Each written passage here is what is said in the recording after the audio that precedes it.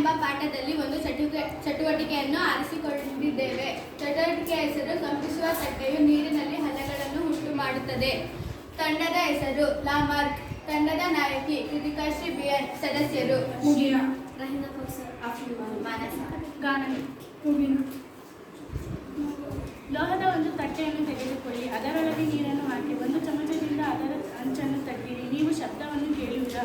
ಮತ್ತೆ ಪಾತ್ರೆಯನ್ನು ಚಮಚದಿಂದ ತಟ್ಟಿ, ನಂತರ ಅದನ್ನು ಸ್ಪರ್ಶಿಸಿ, ತಟ್ಟೆಯು ಕಂಪಿಸುತ್ತಿರುವುದರ ಅನುಭವ ನಿಮಗೆ ಆಯಿತೆ. ಮತ್ತೊಮ್ಮೆ ತಟ್ಟೆಯನ್ನು ತಟ್ಟಿ, ನೀರಿನ ಮೇಲ್ಮೆಯನ್ನು ಗಮನಿಸಿ, ಅಲ್ಲಿ ಯಾವುದಾದರೂ ಅಲೆಗಳನ್ನು ಕಾಣುವಿರಾ? ಈಗ ತಟ್ಟೆಯನ್ನು ಹಿಡಿದುಕೊಳ್ಳಿ, ನೀರಿನ ಮೇಲ್ಮೆಯನ್ನು ಯಾವ ಬದಲಾವಣೆಯನ್ನು ಗಮನಿಸುವಿರಿ? ಈ ಬದಲಾವಣೆಯನ್ನು ವಿವರಿಸಬಲ್ಲರ?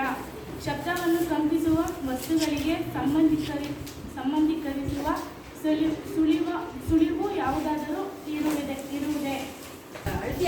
ಒಂದು ಲೋಟದಲ್ಲಿ ನೀರನ್ನು ತೆಗೆದುಕೊಂಡಿದ್ದೇವೆ. ತಟ್ಟೆಯೊಳಗೆ ಹಾಕುತ್ತಿದ್ದೇವೆ.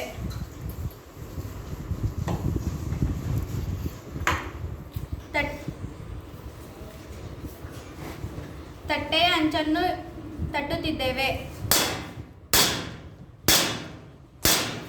ಅದನ್ನು ಸ್ಪರ್ಶಿಸುತ್ತಿದ್ದೇವೆ. ತಟ್ಟೆಯಲ್ಲಿ ನಾವು ಚಿಕ್ಕ ಚಿಕ್ಕ ಹಲಗಳನ್ನು ಕಾಣಬಹುದು. ಧನ್ಯವಾದಗಳು.